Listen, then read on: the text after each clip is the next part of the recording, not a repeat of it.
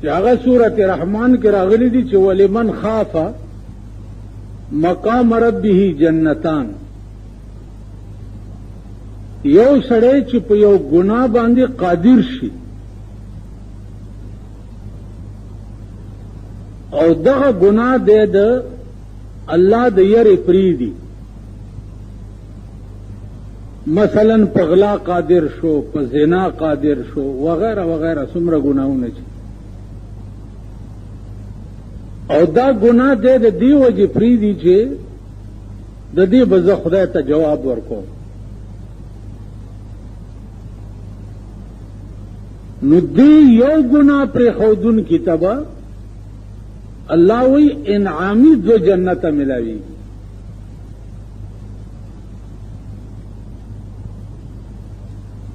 نو چې یو ګناه پرېښودون کې تا انعامی دو جنت ملاویږي،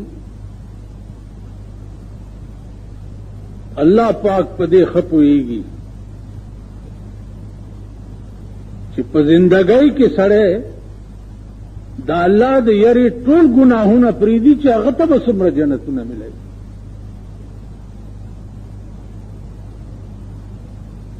نو عزیزانو عرض میں داو چې دا الله مهربانه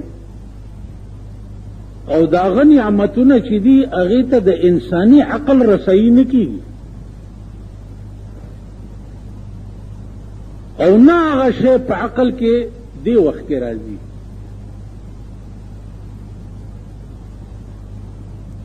بیا که تاسو په ټول قرآن کې وګورئ چې الله پاک د خپلو مهربانو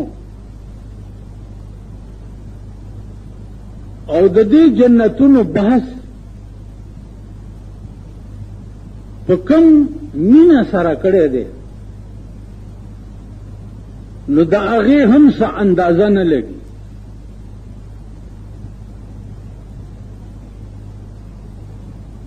داغی اندازہ نہ لگی او نہ هغه د انسان په عقل کې راځي.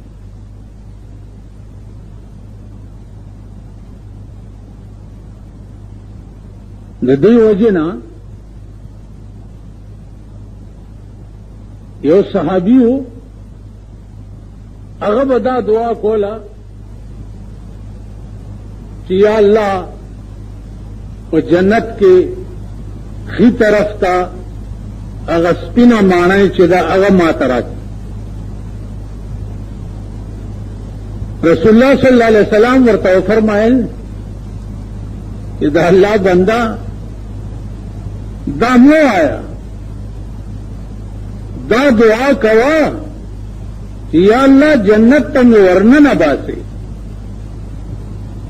چې یو ځل دننه لاړې بیا غت چې د کمی معنی تصور کې اب د هیرش بیا دا الله په زور او په قوت باندې چې د کوم خلکو نظر لکه حضرت عمر رضی الله تعالی عنہ هغه دا الله په قهر او په زور او په غضب چې نظر شو، نو ویل به چې یا الله لا لی ولا علی، خدایا سغوارم نه خو چې خالی راته سونه وي،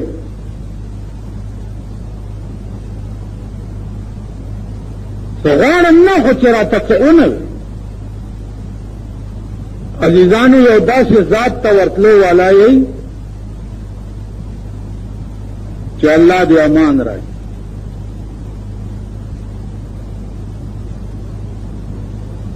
دا الله بے پروايي او داغه بے نیازي توبه او باسي جنتونه خو دې یقینا دې خلقو ته جوړ، لیکن دې تبم سوچ کوي چې یو سره نیک عمل کوي، دمر اعمالو کی نیک چې د ده او د جنت ترمنځ یو لیست فاصله پاتې شي. ناګانه کېنا داسې یو ګناه وشي چې بیا د ده او د جهنم ترمنځ یو لیست فاصله پاتې شي، هر څه ختم شي. دا خبره دې دپاره ده چې تاسو ناز نه کوي چرته په دې خبره غایر نه شئ چرته چې ما ټوله میاشت روزې ونیوې او ما دپاره به څه نعمتونه یو فلان ډنګ. دا غرور چې دی دا هر څه ختم کړي. ټوله میاشت د روزې ونیوې بیا د په اختر کې څه وکړه؟ په اختر کې دې بیا څه وکړه؟ د اختر ټولې شپې دي دمتوب ته تېرې کړې، کنجرتوب ته دې تېرې کړې. بیا د دې ښځو د نرو حال په دې اختر کې تاسو وکتو چې دې ښځو سال جوړ کړی او دې نرانو په دې اختر کې سال جوړ کړی، او دا روزي چې دوی نیولي دا روزي پاتې شو.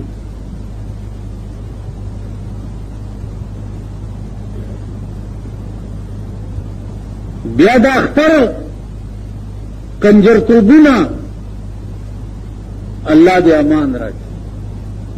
واړه او زاړه په ګډېدو، واړه او زاړه. نن د خپل ملک نوجوان طبقه وګوره، د خپل ملک دا ماشومان وګوره، هر بازار کې ورته کنجرخانې کولاو دي او پکې دننه زمونږ ماشومان چې دي وی سی آرونه ګوري.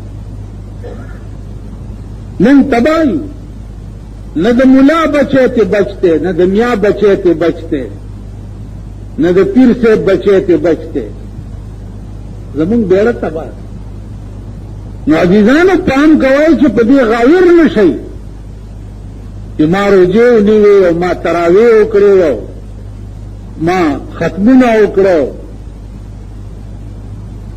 پسته ووایه یو جماعت کې حافظ ولاړ دی او قرآن ختم کوي او د هغې محلې خلک بل جماعت ته ځي چې هلته لنډې تراویح کېږي. لنډې تراویح یعنی د قرآن اورېدلو نه ته وتښتېدې او لنډې تراویح پسې لاړې. دې خلکو ته هم دا جنت ملوي. دا خلک هم جنتیان دي.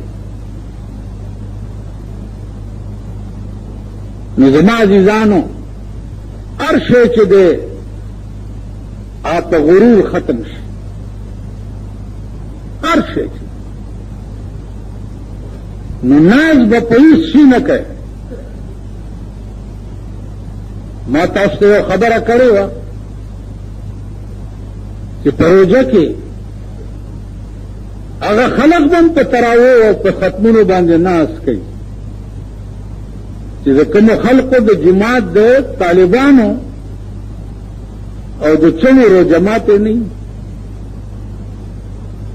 یو ټیکوړه قدرې نه وي چې په باندې طالبان روژه ماته کړي.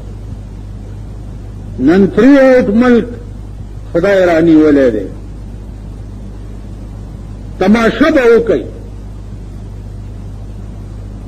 نن تمام کافر